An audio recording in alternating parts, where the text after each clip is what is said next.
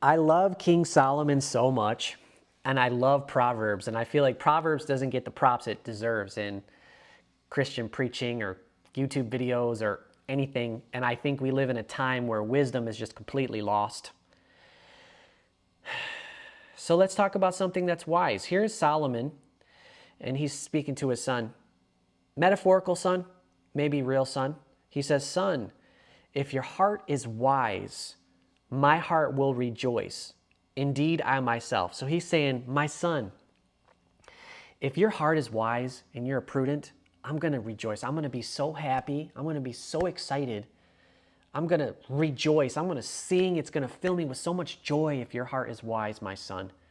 Yes, my inmost being will rejoice. It's not just, he's not saying I'm just rejoicing. He's saying my inmost being.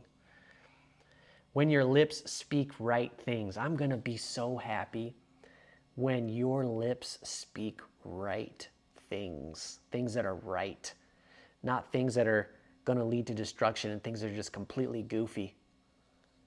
Do not let your heart envy sinners, but be zealous for the fear of the Lord all the day. How can you be zealous for the fear of the Lord all the day? I think a good step is making the Bible a part of your day. Making these videos a part of your day. A video like this a part of your day. Continue to renew the mind. So the mind changes and the deeds change. Be zealous for the fear of the Lord all of the day.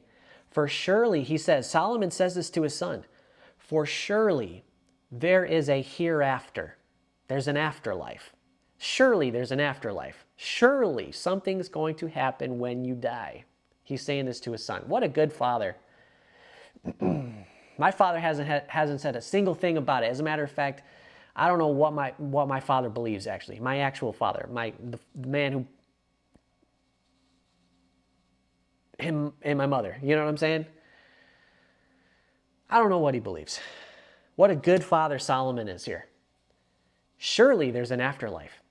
So take that into account with what you do while you're here, while you're alive. And your hope will not be cut off. Hear, my son, and be wise, and guide your heart in the way. Do not mix with wine bibbers. Winos, people get wasted. Don't mix with those people, man. Or with gluttonous eaters of meat, people who are just always... A lot of Americans like that.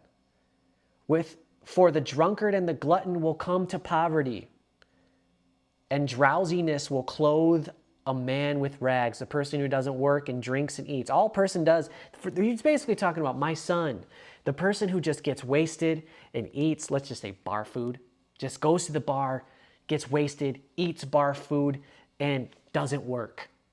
Stay away from that person.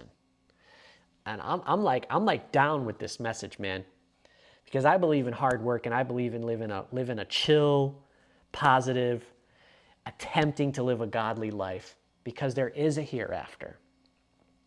So Solomon's just saying, throughout your days, avoid these types of people. And remember, there's an afterlife. And remember, God is watching. God is here. God is all around you. He's omnipresent. He's all-knowing. He's everywhere. Consider this, my son, and if you do, I will be so happy. My inmost being will rejoice. I think Solomon is such a great father.